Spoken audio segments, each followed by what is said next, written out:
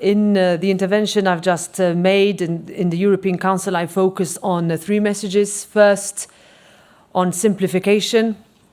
As I said yesterday, the vote on the sustainability omnibus showed that for a huge section of Parliament, this compromise simply did not go far enough, and that it would not have made things actually better, simpler, or easier, and for some other members, any change was way too far. That's the situation where we are now, but I was clear that this is a Parliament that remains firmly committed to our simplification agenda. Majorities are always strongest from the centre out, because we believe that this is the way to move Europe forward. But if this is not possible, I know that this House will deliver, regardless, especially because the Prime Minister around the table were unanimous in saying that this needs to happen. So I gave them a timeline of what happens next, which means that we will vote in the next plenary session in Brussels, just a couple of weeks away from today. In this case, therefore, there is no time to lose. Members need to be reached out to, discussions need to take place, but I expect that the mandate from this Parliament will be deeper and that we will deliver. I was also asked to give an update on other files that matter to the heads of state and government. For example, negotiations with the Council on simplifying our common agriculture policy, that has already started. The urgent procedure to postpone the chemical products legislation and the work that is progressing very swiftly on the defence readiness omnibus. They also welcomed, and this is good, that we really focus on when things work and when things move quickly and agreements can be made and majorities can be found, such as, for example, the European Defence Industry Programme over the finish line that we managed to take through, and that the Parliament asked the Council to speed up so that we will vote in November on this also in the plenary. I also wanted to spend some time of my discussion on housing, and this is with a specific agenda, because the European Parliament understands people's worries. All of us who ran for the European election last year were faced with concerns that people have in each and every country of ours on housing and accessibility, specifically to affordable ones.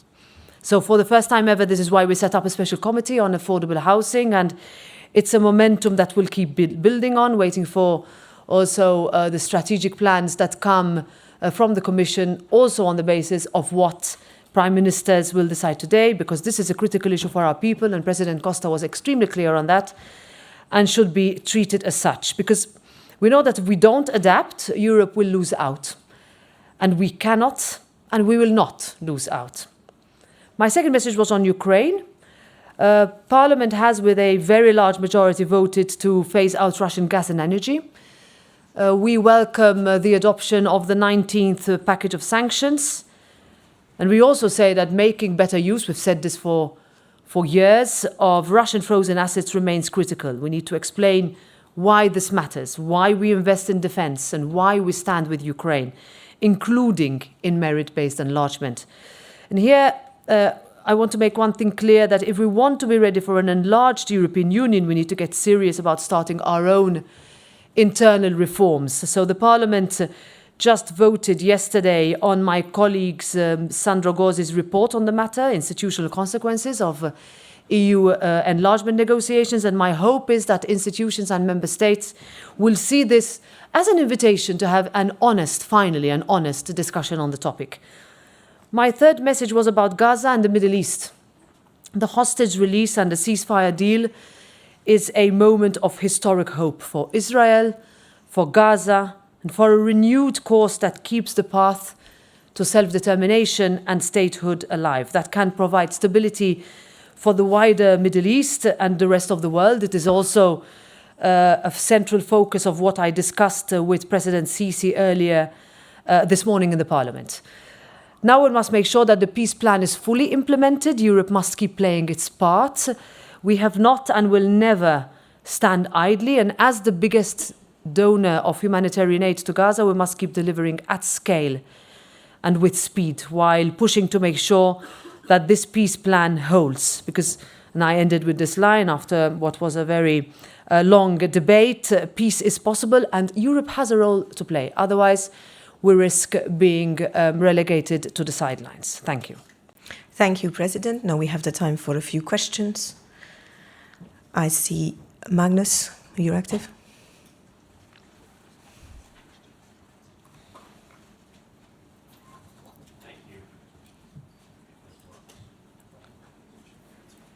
Hello. Thank you. This is Magnus with Euractiv. Heading into today's proceedings, a couple of heads of state had fairly strong words about what happened in Parliament yesterday, notably including them, German Chancellor Angela Friedrich Merz. I didn't say that. Not anymore. I stopped it. Friedrich Merz saying that there was a fatal wrong decision. Tell us about what the conversations was like in the room just now, and what are you saying to them when at the same time you mentioned the Gorsi report yesterday, but that report also states that Parliament should have a bigger role to play. Doesn't what happened yesterday show exactly that the Parliament doesn't have the political maturity to step up its role in the European Union's decision-making process? Thank you. No, I think and we had very in-depth discussions with all the heads of state and government, where you had several of them actually recognizing that there is a role to be played by everybody in bringing members of the European Parliament on board to build majorities that are needed.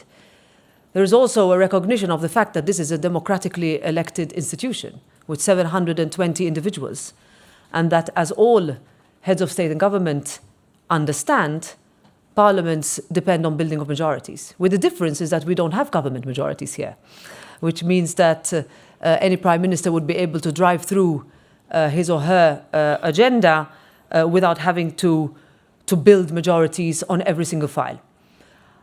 Ever since the first meeting I had upon election last year, this was my point, that I asked the prime ministers around the table that I would need also their help to make sure that the members of the European Parliament of the country that they represent actually mirror the agenda that they are united about.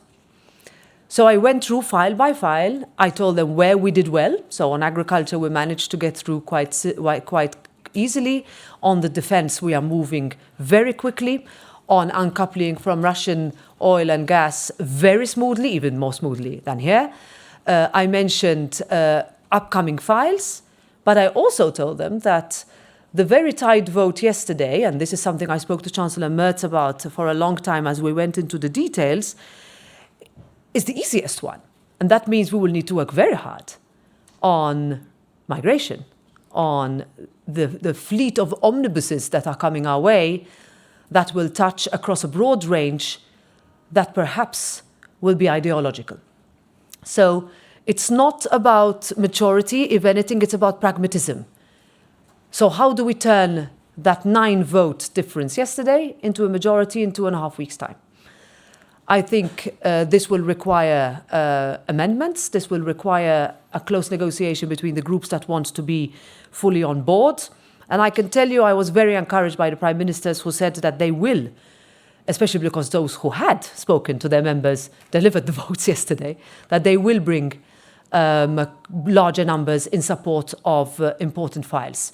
Now, what does this mean for this mandate? It means that we all need to work closer together. And what was also recognized is the close work that we have at head of institution levels, so between myself, President Costa and President von der Leyen, because if we go coordinated, understanding that we come from different positions, but that if we are not entrenched in our positions, because we could come with lists of what's stuck in the Council and what's stuck in the Parliament, is that where we can find a landing zone. And I'm convinced that landing zones can always be found if there is goodwill. And I can tell you that both with the Danish presidency, and I have no doubt with the Cypriot and Lithuanian incoming presidencies, we will manage.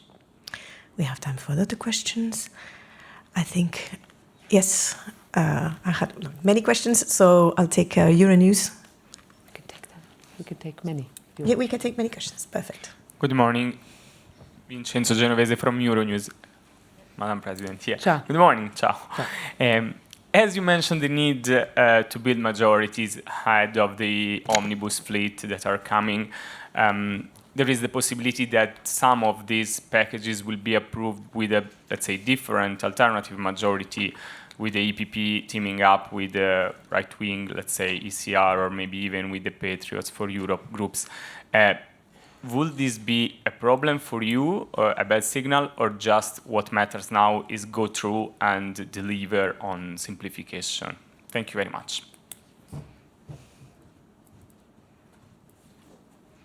Do I answer directly, or do you want to collect some questions? No, I think we can One on take one. a second One by one. question. Diego, you had also a question. Yes, thank you. Diego Velasquez with the Luxemburger Wort. Hello. I'm coming back to Friedrich Merz, who entering the building said that the vote of the European Parliament was unacceptable. How do you, as the President of the European Parliament, feel about a head of government saying that the vote of a democratically elected parliament is unacceptable? Thank you. President? So, as I said, I had the opportunity to really speak with the individuals, heads of state and government, in order, in a way, to diagnose what happened, because only having lived through that vote and seen how the negotiations proceeded with a sincere attempt for a majority to be built in the center, can it be explained as to what needs to be done? So I would take a pause. I would not question the democratic independence and the institutional prerogative of the parliament to defend its position and represent the citizens as we are elected to do directly. But we also want to work towards finding compromises. And that's my task for the next 2.5 weeks, together with the leaders of the political groups, who also need to come together to see where the landing zone is. As I said, for a huge chunk of the parliament, that was not far enough. And for another part of the parliament, it went too far. So we will need to find somewhere in the middle. And I'm sure we will find it, and I'm sure we can find it in order for us to show that we are aligned with what heads of state and government are hearing from industry leaders, that we hear the same messages. Now, will we always manage? And how will we manage, Vincenzo? Let's see. As I said, majorities from the center out are what we always start with and work with. This is how I have always worked. And that is what I will always work on, because I want to have political will to find compromises. Will that always be possible? No. To be very clear, the message to me from the Council is get the numbers where you find them, to be clear. But I have a role, I have an institutional responsibility, I need to keep majorities working, and I need to keep groups working in sync together. And that is what I will keep on doing, because we will need that in the next very difficult files coming ahead, not least the MFF. Thank you.